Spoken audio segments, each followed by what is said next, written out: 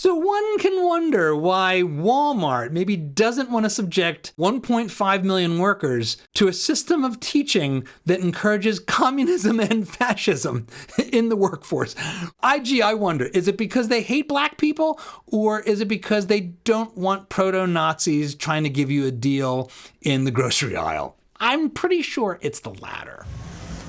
Hey there, friends, fans, and foes of Dad Saves America.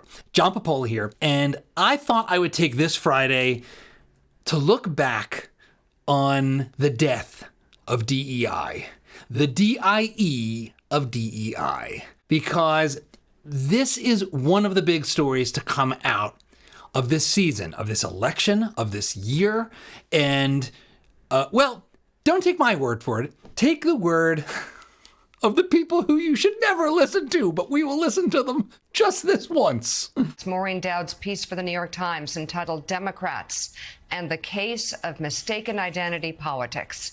It really crystallized how some Democrats are finally waking up and realizing that woke is broke. They're just realizing it now. Woke is broke. Diversity statements for job applicants and faculty lounge terminology like Latinx and Black, Indigenous, people of color.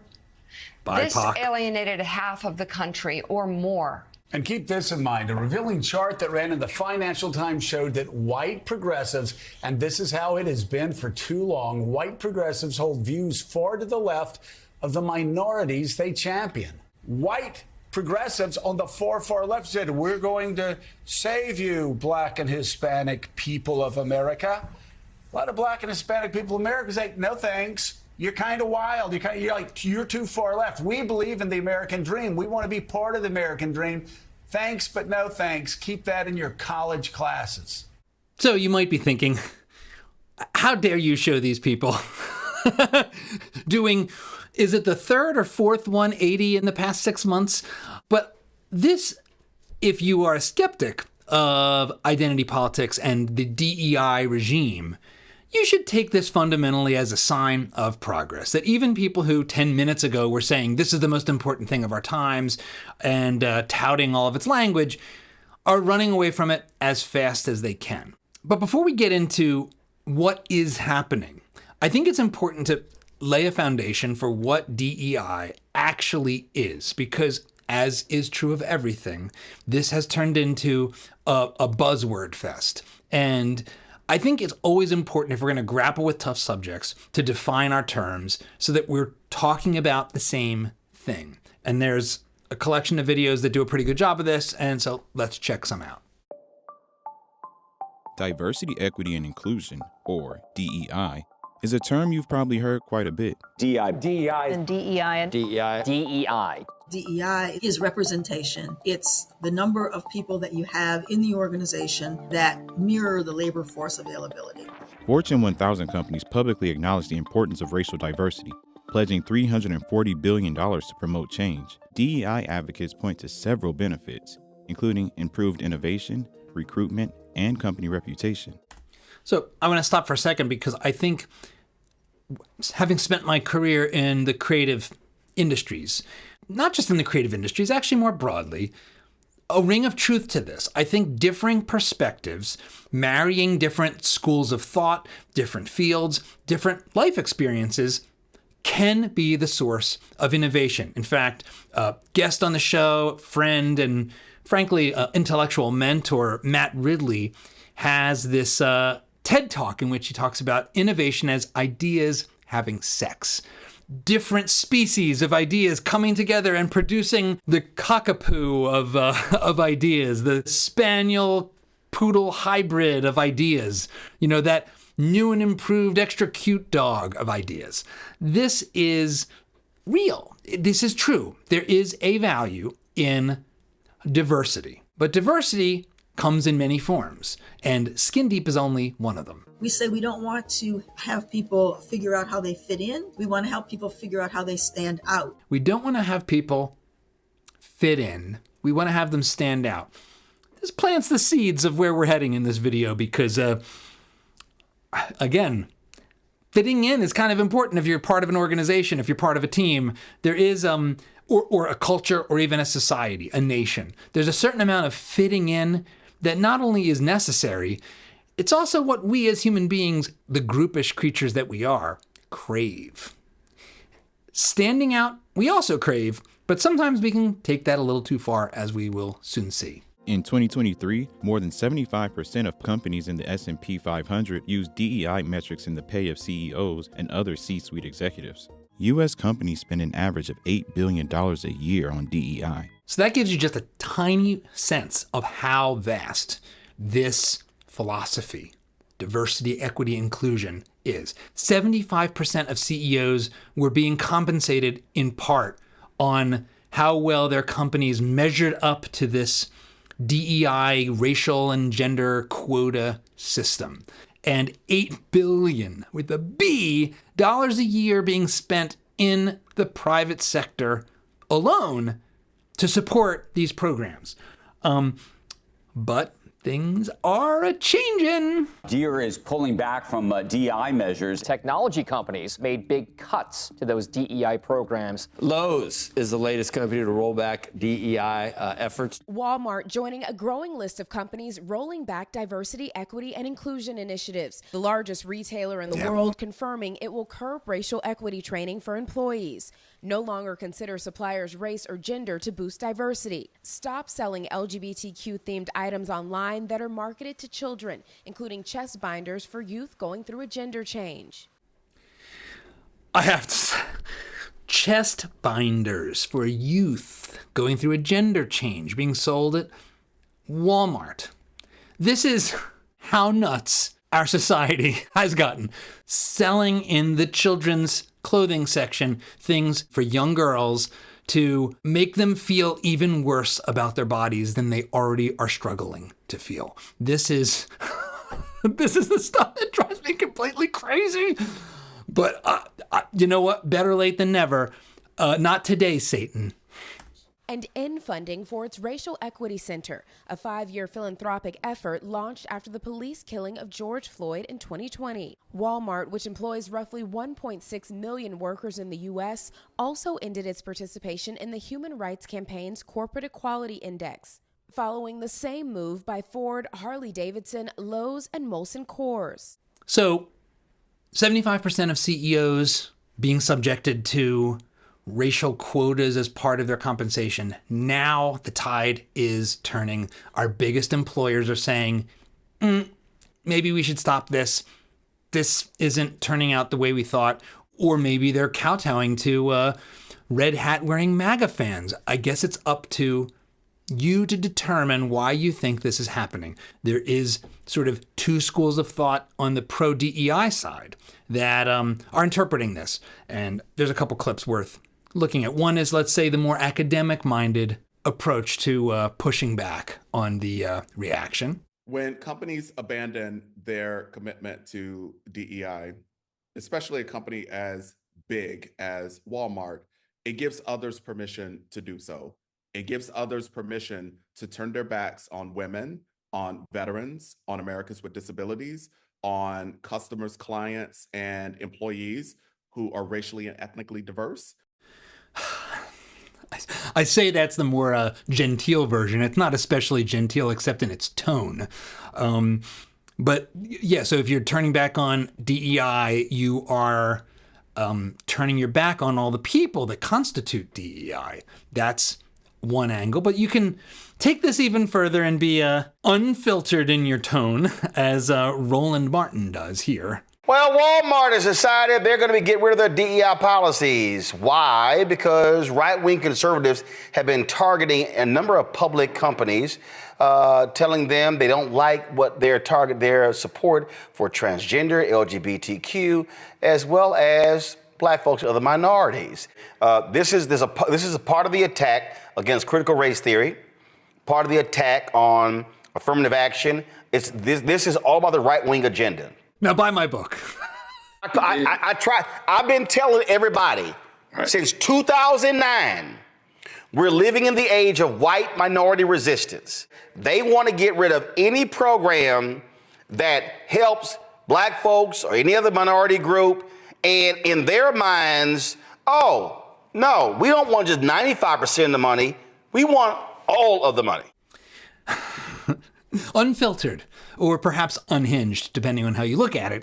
But this is the game that has been played by DEI. And it starts off as a rhetorical game, right? Because who doesn't like diversity, equity, and inclusion? When you name a thing nice, happy words, being against the thing means you're against the nice, happy ideas.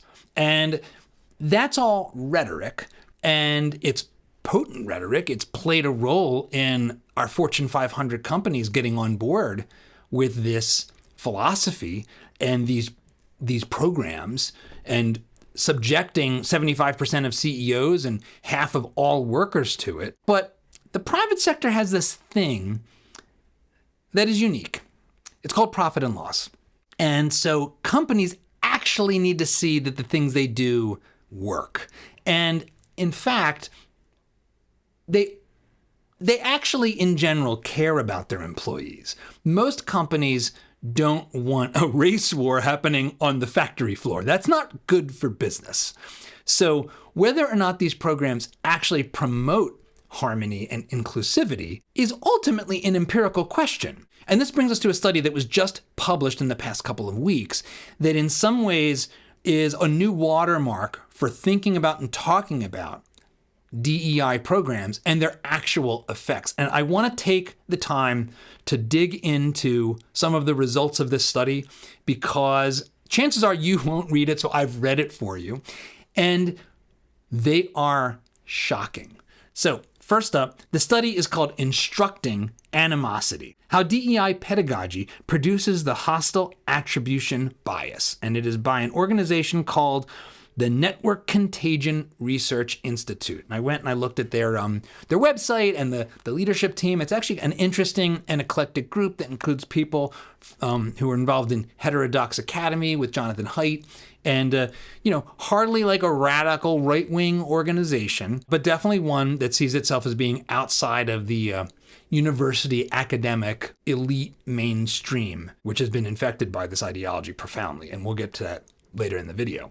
The study reiterates what we heard from that CNBC clip, that this is a big deal. 52% of American workers have DEI meetings and trainings as part of their employment. So a majority of the American workforce is subjected to some form of DEI pedagogy. And again, $8 billion is spent annually on such programs. The basic question of, are these programs actually effective at the task they purport to engage, is a big one. You could say it is the nature of science itself to put forward a hypothesis and then test it to see if that hypothesis proves correct. If you want to trust the science, this is the way you do it. You don't just make assertions and use flowery language. You have to test to see if what you're doing actually comports with reality. And science itself has been subjected to a lot of pressure to adopt this DEI framework. The Biden-Harris administration, for example, has put over $2 billion towards DEI implementation into scientific research. So again, this stuff's really important. And as we've seen under the Biden-Harris administration, the National Science Foundation, an independent government agency responsible for helping to fund scientific research, especially at universities, has made DEI a centerpiece of its agenda and objectives. In fact, since 2021, the percentage of NSF's funding and budget devoted to DEI-related activities has swelled from basically zero to almost a third. That is a lot of DEI money floating around. So one of the things this study notes is that there hasn't actually been much rigor put to trying to understand how these programs actually work. They surveyed the existing research, which is relatively thin, and found some indications that these programs are ineffective to counterproductive, but none really rose to the level of any kind of scientific rigor. And so they set out to do exactly that. So how did they do it? Well, what the researchers did was they took a group of people In one case, Rutgers students, in another, a broader sample of Americans, and subject them to two different kinds of messaging. In one bucket was the DEI style training language, and in the other, basically neutral, kind of boring and irrelevant information that has nothing to do with the issue at hand. That second category is called the control group. So that's meant to try to understand, what's the average belief in the public, and then how does it change when subjected to the DEI language. They looked at issues surrounding race, as well as Islamophobia, and several other issues. One of the most interesting ones being the caste system. But let's focus on race, because that's been the big one since 2020 that has occupied so much of our dialogue and discourse. So the study draws on two people's writings, Ibram X. Kendi and Robin DiAngelo. Kendi being the author of Anti-Racism, and DiAngelo, now even more infamous because of her appearance at the end of Am I Racist by Matt Walsh, whose book White Fragility made the rounds nationwide and got her on all the talk show circuits and, commanding very high speaking fees. Both of them actually make a handsome living telling people that they're racist. Here's the statement that they used. White people raised in Western society are conditioned into a white supremacist worldview. Racism is the norm. It is not unusual. As a result, interaction with white people, note the capitalizations, very in keeping with the woke DEI mindset, is at times so overwhelming, draining, and incomprehensible that it causes serious anguish for people of color, capital P, capital C. And then, of course, the control group heard about corn production in the U.S., nothing to do with any of this stuff. So you might be asking, well, aren't these just two people who just are writing popular books and going on Oprah? Isn't there a much broader set of more academic and rigorous anti-racist literature and DEI training that isn't just pop psych books and flamboyant, explosive language?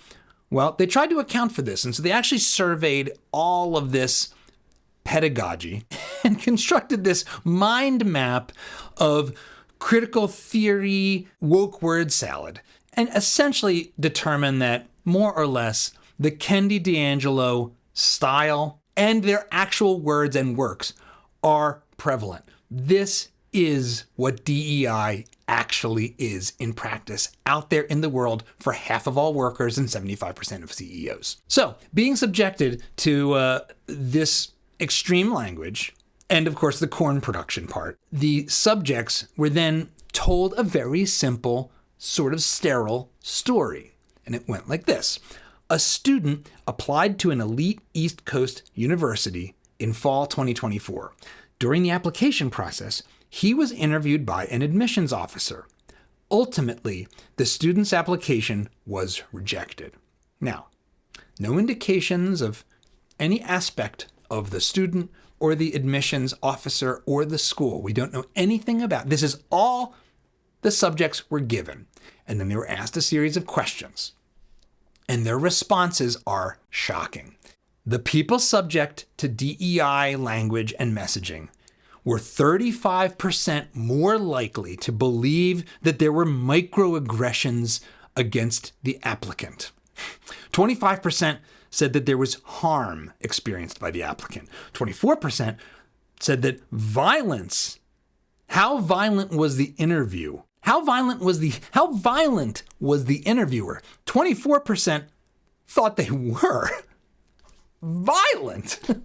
Speech is violence.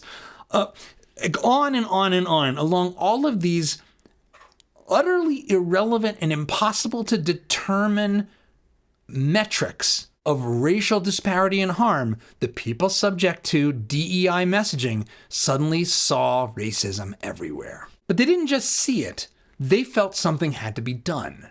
And so you see that respondents who saw the essay had a greater willingness to punish the assumed offenders. 16% thought that there should be a personal and public apology.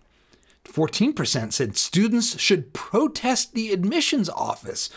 all the way down the line. 10% said the admissions office should be required to take a DEI training course. Note that there's a self-fulfilling feedback loop already at play here. This is the impact of being presented with this DEI training.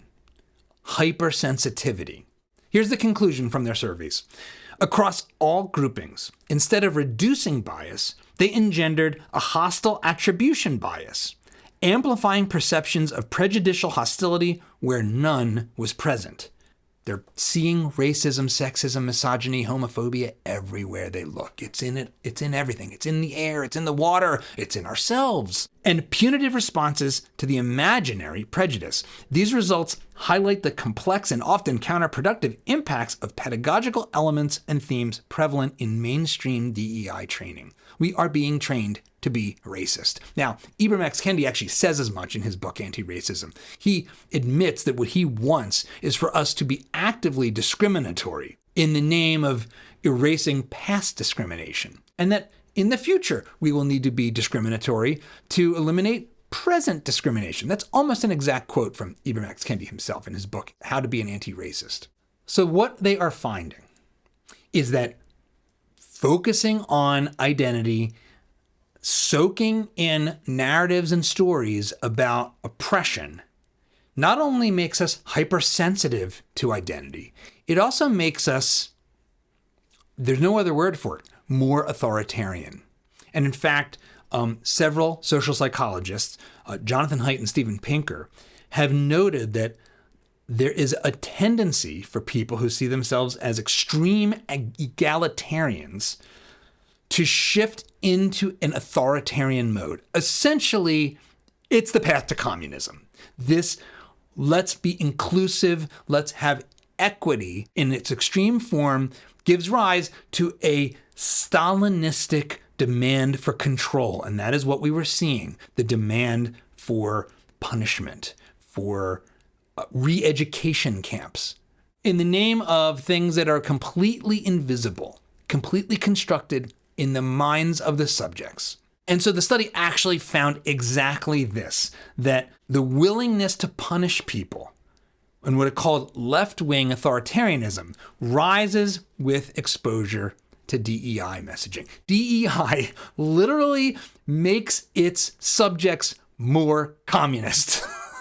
One of the most interesting parts of the study was that they tried to control for historical bias, for the things we come to the study already knowing. So if you're an American, you already have a view of race. Race is a big part of our history, for better and obviously for worse, as a nation that had slavery, Jim Crow, and segregation. So disentangling what's DEI and what's just the baked-in American culture is difficult. It's less difficult with a subject like the caste system, which is a system of essentially very rigid hierarchy in place in India, in Hindu society. And what the study found was that by presenting DEI-style education to Americans who knew very little about the difference between the high-caste Brahmins and the low-class Dalits, they found that people adopted Hitlerian language with regard to the upper caste, to the Brahmins, to the oppressor class. So 35% of the people subjected to the language said Brahmins are parasites, or agreed that Brahmins are parasites. 33% that Brahmins are a virus. This is the language of Adolf Hitler. This is the dehumanizing, extreme language of fascism. So one can wonder why Walmart maybe doesn't want to subject 1.5 million workers to a system of teaching that encourages communism and fascism in the workforce. I wonder, is it because they hate black people, or is it because they don't want proto-Nazis trying to give you a deal in the grocery aisle? I'm pretty sure it's the latter. I encourage you to take a look at this study, read through the methodology. We'll put a link in the comments below, and as well as to some of the articles about it by Colin Wright at the Manhattan Institute, who did a good job reviewing this stuff. But for some of you, myself included, we didn't need social science to tell us that obsessing about our differences would drive us apart. We could have probably saved billions and billions of dollars, as well as the destructive radicalization of our workforce and our culture, if we just listened to Morgan Freeman. How are we going to get rid of racism on Stop talking about it. I'm going to stop calling you a white man. Yeah. And I'm going to ask you to stop calling me a black man. I know you as Mike Wallace. You know me as Morgan Freeman. You're going to say, well, I know this white guy named Mike Wallace. You know what I'm saying? Uh-huh. This is simple stuff, folks. This is all men are created equal. This is an embrace of the basic American creed. It is a creed that used to be called liberalism.